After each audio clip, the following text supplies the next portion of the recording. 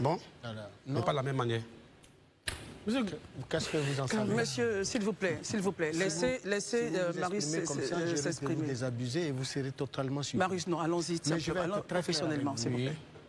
Quelles compétences intellectuelles avez-vous, vous, en tant que syndicaliste illettré, pour pouvoir diriger une entité comme la MATCA, où on parle de comptabilité analytique, où on parle de système de management, où on parle d'instaurer une véritable politique allant dans le sens, naturellement, de permettre à une entité aussi importante de protéger les intérêts des syndiqués. Marius, syndicaliste illettré, c'est un peu fort. On protège l'intérêt.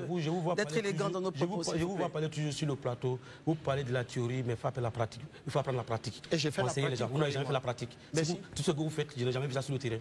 Moi non plus. Non, je n'ai jamais vu ça sur le terrain. Excusez-moi. Ce n'est pas une question d'attaque personnelle. Non, moi je vous découvre. S'il vous plaît. Je vous découvre. S'il vous plaît, monsieur, s'il vous plaît. C'est moi qui fais la loi ici, s'il vous plaît. Marius, non.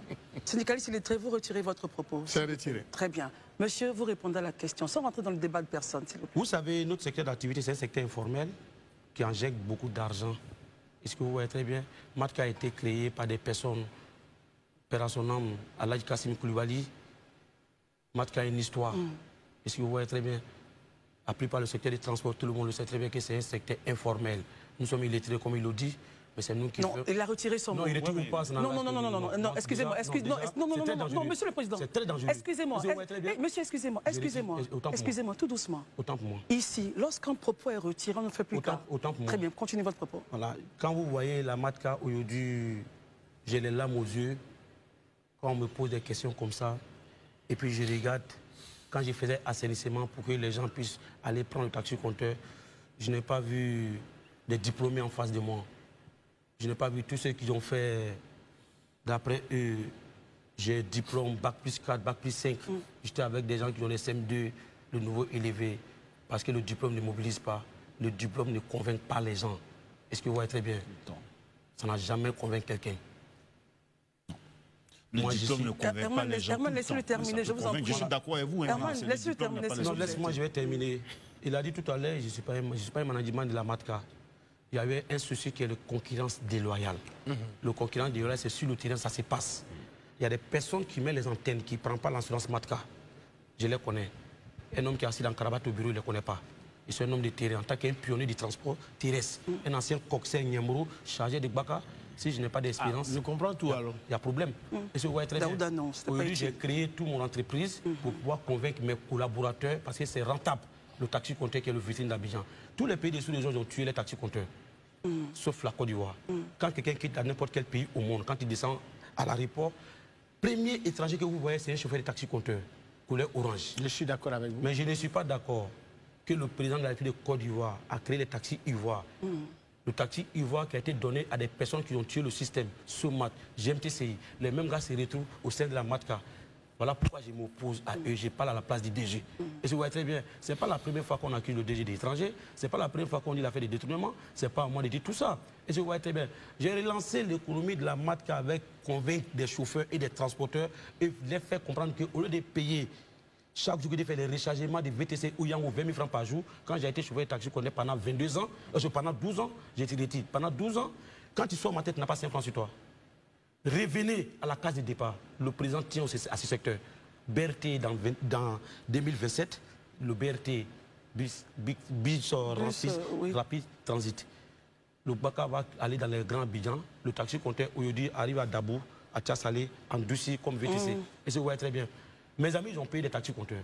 Plus que 14 000 et quelques taxis-compteurs. Je n'ai pas fait ça avec de la magie. Il faut aller les convaincre la rentabilité. À rentrer dans le secteur. De rentrer dans le secteur. Pour les faire revenir, créer des entreprises. Il y avait plus que 16 500 qui n'avaient pas plaque matriculation, qui roulaient double. MATCA n'était pas compétent de donner les plaques matriculation. Je suis allé voir le DG, trouver une solution à assurer ces taxis pour que les gens puissent prendre les assurances MATCA. Mais le manager, il est là-bas, ce n'est pas moi le manager. Très bien. C'est les propriétaires qui m'ont fait confiance. Très bien. Alors, parce qu'en tant qu'un ancien chauffeur taxi-compteur, je maîtrise... Monsieur Sidiki, oui. Très bien, 2 questions pour vous. Ce qui s'est passé aujourd'hui, évidemment, n'honore personne. Comment ramener la paix donc, au sein de l'institution? Et deuxièmement, votre point justement sur votre relation. Comment est-ce que vous entrevoyez une certaine relation avec les VTC? Ma relation avec les VTC? Comment vous entrevoyez cette relation? Parce qu'ils font partie du paysage roulant en Côte d'Ivoire. Le paysage roulant, mais ils ont fait trop de torts à les Ivoiriens, trop d'accidents. Je parle de la MADCA et les VTC, pas vous personnellement. C'est ce qu'ils sont en train de dire. Le VTC et la MADCA, on a eu des difficultés à un moment donné parce que quand il regarde qu'il y a un chauffeur qui prend un rechargement de 20 000 francs par jour, qui fait 600 000 francs dans le mois, j'ai vu que c'était un surcharge pour un chauffeur. J'ai vu le DG de la MADCA, nous sommes en contact, ça ne vaut même pas 7 mois. Et c'est vrai, il y avait des intermédiaires entre nous. Après 14 ans, je suis revenu dans la MADCA. Quand j'ai eu le VTC, j'ai croisé le premier responsable du VTC. On était dans un panel Hôtel Ivoire l'année dernière. On a échangé par rapport aux différentes difficultés à la MADCA. Je leur ai fait comprendre que c'est un peu difficile pour nous actuellement. Le VTC est en train de concurrencer les taxis compteurs. Et quelles solutions nous pouvons trouver? Ils m'ont dit de venir dans les grandes bases à l'ambassade de Chine pour qu'on puisse échanger. Le premier responsable du VTC qui était au Maroc, il est venu. On n'a pas pu se revoir pour pouvoir échanger.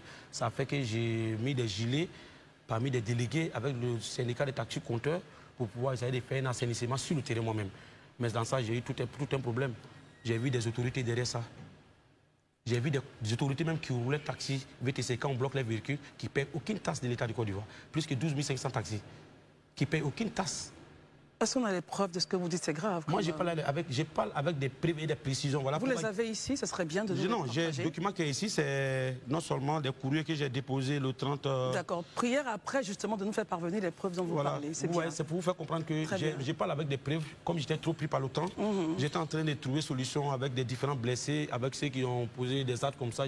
D'accord, là, c'est une demande d'audience à monsieur le directeur de CFA au Côte d'Ivoire. Voilà, CFA au Côte d'Ivoire. Je parlais justement de points que vous aviez énoncés, Il dit qu'il n'a pas les preuves sur place ici. Ok, donc, mais vous allez nous faire parvenir ces preuves-là. Très bien. Vous avez ici, là. Et c'est très bien. Je suis en train de trouver une solution avec des décans pour dire à les gens de mon conseil, je les appelle depuis matin, ils ne décrochent pas, pour qu'on pouvait éviter ce qui est arrivé aujourd'hui. Mais les VTC ont des taxes un peu plus élevées aujourd'hui. Non, les VTC, ils ont des taxes élevées, mais il faut regarder que les chauffeurs des VTC ne sont pas formés. La sécurité même de la population en danger, parce que nous travaillons de la sécurité sociale. On ne travaille pas contre la société, c'est pas bon. Et c'est pas les taxes qu'on regarde. C'est une concurrence en même temps. Ne regardez pas l'argent qu'on a. L'argent, la plupart aujourd'hui, les VTC roulent avec les mains levées. Les VTC refusent de payer les premiers rechargements. Et c'est dernière statistique qu'on a fait, il y avait 3500 accidents en Côte d'Ivoire. Mais la plupart, VTC... Les chiffres d'accidents. De la MADCA, c'est ça? Non, ce n'est pas la MADCA. Oui, tous les véhicules confondus. Mais VTC avait tellement d'accidents très élevés parce qu'ils roulent avec, comme on appelle la GPS. Il y a des coins, c'est barré, le GPS reste à le guider et puis ça en fait un accident grave. Par le passé, il y a eu aussi plusieurs cas d'insécurité. Justement, avec les taxis compteurs. Non. Est-ce que vous travaillez à cela? Non, on est en train de travailler à cela parce que nous avons base dans les 10 communes d'Abidjan. On se communique. Notre communication, nous, on le connaissons. Ce n'est pas la théorie qui gère, c'est la pratique qui gère ça. On se connaît. Quand un chauffeur déconne sur véhicule d'autorité, on sait très bien que ce chauffeur ne doit plus rouler dans ma voiture. Voilà comment nous on se communique. La communication passe plus mieux que dans notre activité que devant les médias. C'est maintenant, c'est vrai, il y a des smartphones, il y a beaucoup de WhatsApp, il y a des choses. Mais moi, j'ai la plus grande plateforme de transport terrestre en Côte d'Ivoire. Je suis dans les 201 communes de la Côte d'Ivoire. Vous êtes incontournable en fait dans le domaine, c'est ce que vous dites. Vous êtes obligé de composer avec moi parce qu'il y a certaines personnes qui me combattent, que je ne dirai pas les noms aujourd'hui. Ils ont fait fatiguer. J'ai la plus grande plateforme de transport qui fait 3000 vocales par jour, qui est la cellule d'intervention qui fait les 22 compartiments de transport. Et je vois très bien. Malgré ça, il y a des gens qui ont créé 50 plateformes pour pouvoir tuer le plateforme. Alors, il nous reste 1 minute. S'il te plaît. Moi, concrètement, rapidement. Je te le dis. Non, monsieur, c'est pas vous qui dites. Non, monsieur, le président, c'est pas vous qui dites. Non, soyez rassurés. Messieurs, nous avons donc, on va partager la minute entre Daouda et vous. Je finis rapidement. Soyez rassurés. C'est un milieu important.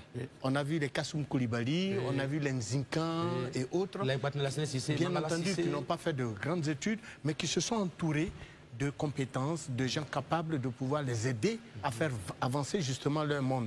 Et c'est cela que je voulais naturellement, c'est à cela que je voulais vous inviter. Et je crois savoir que vous êtes dans la bonne ligne, mais il faut vous donner tous les moyens d'obtenir justement gain de cause en passant par les meilleures voies. Très bien, alors, on termine avec Daouda. On termine avec vous, Daouda. Monsieur Bonatus, il n'y a pas de souci. Moi, tout à l'heure, vous parliez de sécurité, mais pour toutes les personnes que je côtoie et moi-même, je me sens plus en sécurité dans un VTC que dans un taxi normal. Vous vous rappelez de Awa Fadiga? Oui. Vous vous rappelez d'elle ou bien pas du tout? Non, très bien, je me rappelle. D'accord. Vous savez que c'est dans un de vos taxis qu'elle a été abandonnée, jetée hors d'un taxi. Ça fait combien de fois? Ça fait beaucoup d'années. Les gens utilisent. Combien de fois vos taxis qui sont sans où il n'y a pas de localisation GPS, où on n'a pas de numéro du taxi, on n'a pas le numéro d'immatriculation. Combien de personnes se font agresser dans vos taxis? Quand vous me parlez de sécurité ici, est-ce que vous ne pensez pas que ce que vous dites n'est pas totalement juste? Est-ce qu'il faut pouvoir régler le problème de permettre aux usagers que nous sommes de pouvoir envoyer et le numéro de téléphone et la plaque d'immatriculation à nos proches? Très bien, on terminera avec vous. J'ai dit un grand remerciement au ministre des Transports. J'ai encouragé le DG des, comment on appelle là, tout dernièrement là, des guichets uniques, qui avait plus que 180 000 plaques matriculation qui étaient déjà prêts pour pouvoir donner ça aux transporteurs et à tous les véhicules. Et je vois très bien. Nous sommes la première personne qui a numéroté les chauffeurs de taxis comptés en Côte d'Ivoire en 2013. Nous avons un conseil. Et c'est notre milieu, c'est une activité qui est un peu complexe que vous ne comprenez pas. Il faut que vous vous approchiez près de nous. Ça fait la deuxième fois que j'ai échangé avec le grand frère. Une fois sur NCI, il a échangé. Vous avez dit que vous ne le connaissez pas? Non, non, non. Non, on ne va pas revenir aux deux personnes qui ne se connaissent pas. Je lui ai dit que je vais échanger avec lui pour nous aider à avancer. J'ai un conseil autour de moi. Et ouais, très bien. J'ai un conseil qui peut nous aider pour pouvoir quitter dans tout ça. Mais si nous sommes tirés à l'arrière par nos doyens, ça nous fatigue. Comment les choses se passent. Voilà pourquoi c'est ce qui est arrivé aujourd'hui. Très bien. J'ai les larmes aux yeux. Alors, comment les opérateurs économiques ont merci, on a terminé. Merci en tout cas, vous êtes venu apporter votre voix justement à ce qui s'est passé. Je réitère notre invitation. Nous invitons donc la direction actuelle à venir éclairer encore la lanterne des populations ivoiriennes. Merci d'être venu. Je rappelle que vous êtes le président du syndicat des chauffeurs professionnels de Côte d'Ivoire et conseiller de l'ex-DG de la MACA. En souhaitant prompt rétablissement aux blessés, selon vos propos, en tout cas, on espère que la situation va se régulariser. Merci d'être venu. Fait son travail. En seconde partie, nous parlerons de l'affaire Institution de Côte d'Ivoire, Corsair. Restez avec nous tout à l'heure.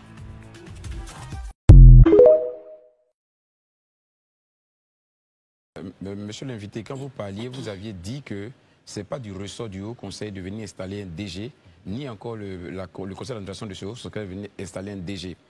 Paralyse de forme, vous êtes que le président des chauffeurs, c'est ce que j'ai cru entendre. Du syndicat des chauffeurs professionnels. Syndicat des chauffeurs professionnels, donc pas des propriétaires. Et c'est vous qui prenez langue quand il s'agit de la MATCA, alors que la MATCA concerne les taxis compteurs, c'est ce que je pense. Et les propriétaires. Donc ça veut dire que les propriétaires, ils sont compris, parce que c'est le premier concerné, avant même qu'on ne parle des chauffeurs. Pourquoi vous, qui êtes chauffeur, vous arrogez le droit de pouvoir parler au nom de la MATCA et refuser ce droit-là à des gens qui font partie d'un haut conseil, donc ils pourraient être propriétaires d'une corporation où ils détiennent des véhicules? Il faut expliquer. Nous avons des documents que je vous ai envoyés officiellement. Vous pouvez essayer de mettre ça. J'ai reçu un mandat de la FIPETK, la Fédération ivoirienne des propriétaires de taxis compteurs d'Abidjan. Et non seulement le conseil d'administration de la MATCA a statué et le secrétaire général qui a le plein pouvoir de la FIPETK. Ça, c'est tous les propriétaires de taxis compteurs qui m'ont mandaté pour assainir ce secteur. Ils m'ont donné le plein pouvoir avec le conseil d'administration qui m'a donné le plein pouvoir pour pouvoir assainir. J'ai déposé ça chez toutes les autorités avant de commencer le travail. Et si vous voyez, je ne me suis pas levé comment on peut parler à la place des MATCA. Je suis le premier conseiller des propriétaires des taxis compteurs. Vous avez été assermenté pour le faire? Il a été assermenté par le conseil d'administration et le papier a été enroulé non seulement dans la mairie de Yopougon. Ce n'est pas un individu qui va dire que je suis pris à la tête. Quand le juge m'a mis, l'image est là. C'est pas moi, je n'ai pas formaté l'image. J'ai fait conférence de presse à la maison de la presse à la hauteur de 52 journalistes pour pouvoir montrer à les uns et les autres que nous sommes en train de travailler. Le ministère de l'économie et des finances est au courant de mon bilan. J'ai un bilan qui est inattaquable.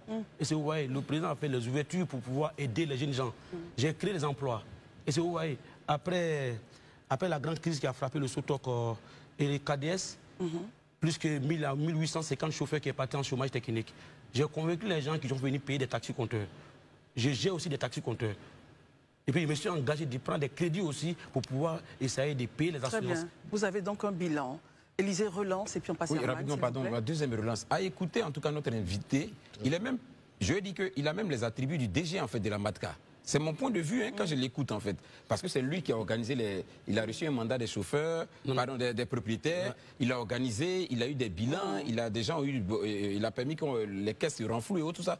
Quel était donc le rôle du directeur général de la MATCA? Et puis ensuite on reviendra à ce qui s'est passé ce matin, les coups de feu. Oui, non, ça n'a pas de projet que maîtrise.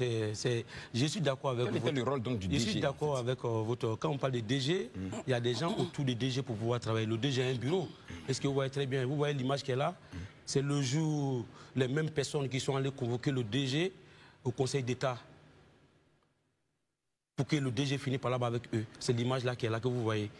Est-ce que vous voyez? Il y a un comité d'arbitrage de la MATCA qui est là. Si un DG est embêté, le monsieur, il était quoi avant? Il était un simple agent de la MATCA. Jusqu'à il est devenu DG aujourd'hui. C'est un docteur en économie. Je ne parle pas à sa place. Je ne parle pas aussi pour pouvoir essayer de faire une apologie. J'ai été appelé par des propriétaires taxi-compteurs parce que MATCA était en difficulté. Très bien. Essayons de relier maintenant tout ce qui se passe, ce que vous racontez à la journée du jour, les coups de feu entendus, s'il vous plaît, monsieur. Qui sont ceux qui ont tiré et c'était qui en fait? On va laisser partager la parole. Aussi, répondez à la question. Merci. Je vais revenir dessus pour que vous puissiez comprendre les choses. Allez-y. Quand le DG a été arrêté depuis le 16 passé, j'ai eu le courage d'échanger avec le DG des hauts conseils des entreprises de transport routier de Côte d'Ivoire. Et j'ai échangé avec un certain Abou Diallo qui habite à Songon. En plein vendredi, je les ai dit que si les taxis comptaient gare de jeudi, MATCA est fermé. De vendredi, MATCA est fermé. Samedi et dimanche et lundi, il va y avoir 1600 taxis garés. Là, ils vont dire que ce n'est pas bon. C'est grâce au DG qu'il y a des difficultés. Ça va créer l'incident de la population. J'ai dit de remettre la clé au PCA de la MATCA pour pouvoir donner la clé à des travailleurs de la MATCA et le conseil d'administration. Si vous avez problème avec le DG, vous réglez le problème avec le DG au niveau de la justice. Ils ont donné la clé. Quand ils ont donné la clé, à nos grandes surprises, on se voit introniser une certaine personne qui s'appelle M. Seri Canon, qui a un problème avec police et économie le 25e mois 2023, qui a un détournement de 400 millions sur sa tête à Côte d'Ivoire Énergie. Je leur ai dit que je ne suis pas d'accord. Je reviens, monsieur, je reviens. Permettez-moi. Permettez-moi d'arriver. Je vais revenir où les filles. On va revenir là-dessus. Non, il arrivera. Je vais venir dessus. On va aller plus vite. À nos grandes surprises, on pouvait éviter ce qui est arrivé aujourd'hui. Voilà pourquoi ils sont en train de venir ça. Les propriétaires taxi-compteurs et les jeunes gens qui ont créé les différentes lignes de taxi-compteurs, et les propriétaires qui ont décidé d'aller faire une réunion à la MATCA. Aujourd'hui. Oui. D'accord. Parce que déjà, moi, je suis déjà quitté là-bas. Mais si je ne coupe pas là, vous n'allez pas comprendre. Nous sommes en face de la nation. Le monde entier nous regarde. Allons-y. Est-ce que vous voyez très bien? J'ai décidé de ne plus mes pieds là-bas. Parce que j'étais en voyage, ceux qui étaient en voyage samedi soir. Mais ceux qui sont allés aujourd'hui, il y a des différents propriétaires taxi-compteurs dedans. J'ai donné au courage à des gens de créer des entreprises à la CPC. Ils sont allés faire des réunions aujourd'hui parce que le DG, les DG, comment on appelle là, de nouveau qui a été installé. J'ai appris les gens qui il est parti. Non, c'est pas un DG pour moi. Non, mais il est quand même, il prend la place du DG. Allons-y. Non, il peut pas prendre la place du DG. Je reviens. D'après lui, il partait en France. Il y a des sinistres qui disaient qu'ils ont des problèmes. Ça fait bientôt 2 semaines. Ils ne sont pas dédommagés. Les gens disent qu'ils vont aller faire réunion aujourd'hui pour statuer. Parce qu'il y a un président des délégués des hauts conseils qui dit que non, il n'a pas été associé par son président, par le PCA. Voilà comment les jeunes gens se retrouvent là-bas. 10 h, je me lève.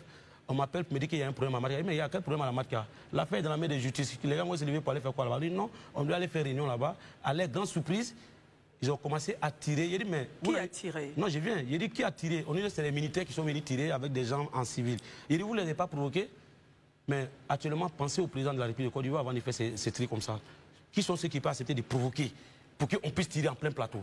On me fait comprendre maintenant, on les a empêchés de rentrer dans le sein de la MATCA. Il dit, non, on ne peut pas vous empêcher. Il dit, les militaires sont là, les militaires sont là. On dit, et la gendarmerie là, mais quand même, si la gendarmerie là, c'est qu'ils ont un rapport à faire. Moi-même, je demande maintenant à l'enseignement général d'éclairer cette histoire de la MATCA. Alors, on peut se tromper, mais selon les images qui circulent, il semblerait que ces personnes-là voulaient donc affronter les forces de l'ordre. Est-ce que vous confirmez cette information? Non, mais la MATCA a été toujours...